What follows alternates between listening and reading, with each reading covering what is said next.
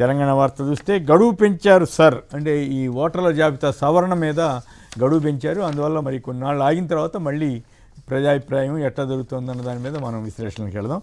Electronics తయారీకి కేంద్ర ప్రభుత్వం 1,90,000 కోట్లు కేటాయిస్తుందని చెప్పి క్యాబినెట్లో నిర్ణయం తీసుకున్నారు. సాగు ఎలా చేద్దామని బ్యాంకుల్లో నగదు నిల్వ లేక రైతులు ఇబ్బందులు పడుతున్నారట. మరి బ్యాంకుల వారు శ్రద్ధ పెడితే బాగుంటుంది. అమెజాన్తో ఫ్యూచర్ ఫార్చ్యూన్ 500 కంపెనీలను ఆకర్షించడానికి దోహదపడుతుంది. అమెజాన్ డేటా సెంటర్కు శంకుస్థాపన కార్యక్రమంలో సీఎం రేవంత్ రెడ్డి 76 సార్లు ఢిల్లీ వచ్చారు, 76 పైసలైనా తెచ్చారా? సీఎం రేవంత్పై BRS working president KTR fire. ఈ డేటా సెంటర్ల మీద రకరకాల కథనాలు వస్తున్నాయి. ఒకవైపు అమెరికాలో New York becomes first US state to impose data center moratorium అని చెప్తా ఉంది.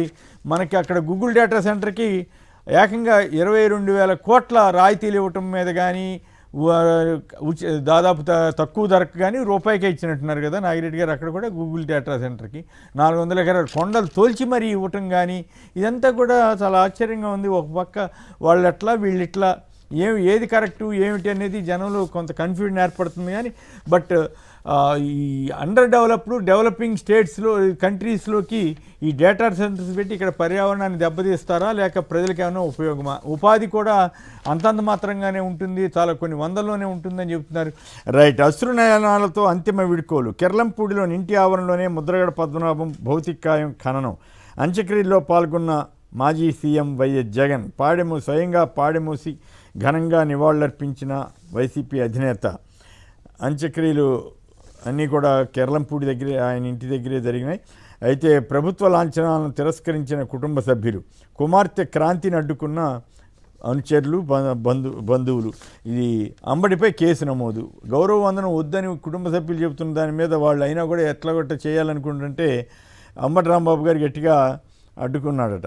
దాంతో వెంటనే కేసు. ఇదేందో ఈ కేసు, పోలీసు వాళ్ళని కొడితే కేసులు ఉండవు, పోలీస్ స్టేషన్ల మీద దాడులు చేస్తే కేసులు ఉండవు, ముద్రగడ బంధువుల తరఫున అంబటి గారు వెళ్ళేందుకు కేసు అంట. పోలీసులు చితకపాదడం వల్లే నా తమ్ముడు చనిపోయాడు. దళిత యువకుడి సోదరి ధనమ్మ. పోలీసులు ఉన్నది చంపడానికేనా అంటూ నెల్లూరు జిల్లాలో జరిగిన ఒక ఘటన. రాష్ట్రంలో రాక్షస పాలన సాగుతోందన్న వైసీపీ నేతలు పోలీసులు విచక్షణారహితంగా కొట్టడంతోనే దళితుడు 7 కొండలు మరణించాడని ఆరోపణ. గూడూరు ఆసుపత్రిలో మృతుడి కుటుంబాన్ని పరామర్శించిన నేతలు. సీఏ వేధింపులతోనే చచ్చిపోతున్నా. ఎక్కడ పల్నాడు మరొక ఇన్సిడెంటు. ఎస్ఐ దాష్టికానికి నిండు ప్రాణం బలైందన్న కాకాణి గోవర్ధన్ రెడ్డి. తర్వాత సిబిఐ దర్యాప్తు ఎందుకు అక్కర్లేదు? గాది సాయికృష్ణ కేసులో ఇది కొత్త పరిణామం. కాపు యువకుడు సాయికృష్ణ లాకప్ డెత్ సమాజానికి జరిగిన అన్యాయం అని న్యాయవాదులు వాళ్ళంతా, మానవ హక్కుల సంఘం వాళ్ళంతా కూడా గట్టిగా మాట్లాడుతున్నారు. అయితే ఇంట్రెస్టింగ్ ఏంటంటే అక్కడ విచారిస్తే, మరి విజయవాడలో విచారిస్తేనా నాగరాజు ప్రాణాలకే ముప్పంది ఉందని ఆయన లాయరు పిటిషన్ పెట్టారట.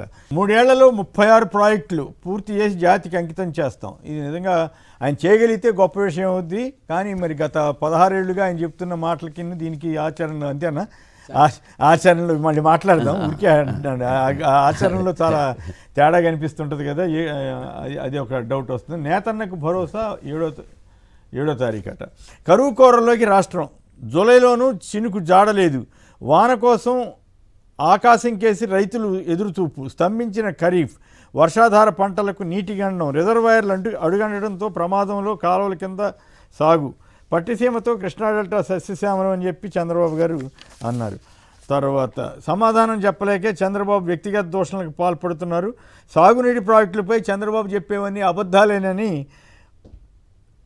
గడికోట శ్రీకాంత్ రెడ్డి గారు, మాజీ శాసనసభ్యులు, వైఎస్ఆర్ కాంగ్రెస్ పార్టీ ప్రధాన కార్యదర్శి అన్నారు. బూతులు మాని దమ్ముంటే బహిరంగ చర్చకు కూడా రమ్మని ఆయన పిలుపు ఇచ్చారు.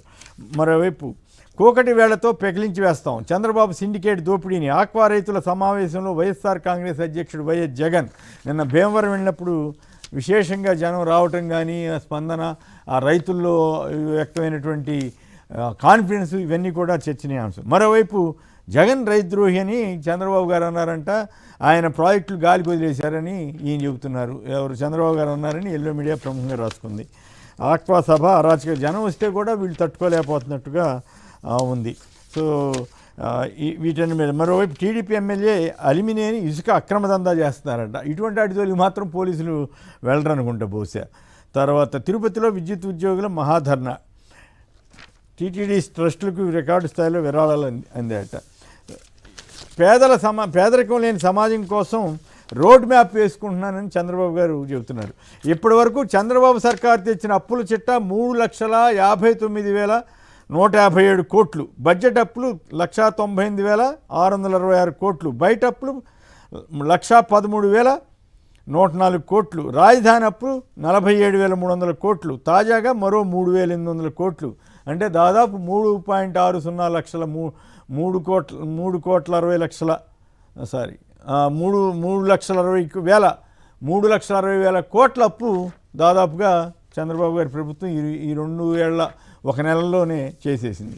రెవెన్యూ ఖర్చులు సమయానికి కట్టలేరు, అప్పులు వడ్డీ కట్టలేరు, ఉద్యోగుల జీతాభత్యాలు సమయానికి ఇవ్వలేరు, ఎన్నికలు చేసిన వాగ్దానాలు తీర్చుకోలేరు అంటూ ఉన్న ఆస్తులు, భూములు, ఆసుపత్రులు, మెడికల్ కాలేజీలు, దేవాలయ భూములు అమ్మినా తీరని అప్పుల కోపంగా రాష్ట్రాన్ని నాశనం చేస్తున్నారంటూ ఎవరు పివిఎస్ శర్మ గారు అన్న ఆయన ఆందోళన వ్యక్తం చేశారు. మరి ఈ విషయం తెలియదు కానీ సెక్రటరియట్లో ఏదో పెండింగ్ బిల్లులు చెల్లించాలని అద్దె వాహనాల యజమానులు ఆందోళనకు దిగారట. 22 వారాల్లో అమరావతి 2 మాస్టర్ ప్లాన్ వచ్చేస్తుందట. సింగపూర్ ప్రతినిధులతో ముఖ్యమంత్రి భేటీ. సో ఇట్లా ఒక పక్కేమో అప్పులు, ఇంకో పక్కేమో అమరావతి పెంచుకుంటా పోతాం అటువైపు. ఇటు మా విజయవాడ, బందరు, గుంటూరు వైపు వస్తే జగన్ గారి పేరు వస్తుందేమని అటు పల్నాడేపి వెళ్తున్నట్టున్నారు కదా. అప్పుడు బాధేసి ఇప్పుడు డప్పేసి ప్రజలపై చంద్రబాబు ప్రభుత్వం అదనపు ఛార్జీల భారం, ఏపీఆర్సీ ఆమోదించిన ధర కంటే అధిక రేట్లకు కొనుగోళ్లు అంటూ ఈ విద్యుత్ ఛార్జీల మీద నిన్న వాళ్ళు ఒక కథనం ఇచ్చారు కదా, తగ్గించబోతున్నారు ఇంకొద్దిగా తగ్గుద్దని. దాని మీద వాస్తవానికి ఇప్పటికే పెంచారని చెప్పి కథనాన్ని ఇచ్చారు. సాక్షిలో వచ్చింది. ఆర్థిక పరిస్థితి మీద ఒక ఆయన శర్మ గారు చేసిన కామెంటు 2 రాష్ట్రాలకు సంబంధించి చేశారా లేకపోతే ఒక రాష్ట్రానికి సంబంధించో తెలియదు కానీ అయితే నిన్న జరిగింది ఈ అద్దె వాహనాల యజమానుల నిరసన తెలంగాణ సచివాలయం దగ్గర జరిగిందని చెప్తున్నారు. సో ఎక్కడైనా కానీ ఈ 2 రాష్ట్రాల్లో ఈ అప్పులు పెరగటం ఇవన్నీ కూడా కొంచెం ఆందోళనకరంగా ఉందని చెప్పలేరు. మరిన్ని అప్డేట్స్ కోసం ఛానల్ను సబ్స్క్రైబ్ చేయండి. నోటిఫికేషన్స్ కోసం బెల్ ఐకాన్ పై క్లిక్ చేయండి.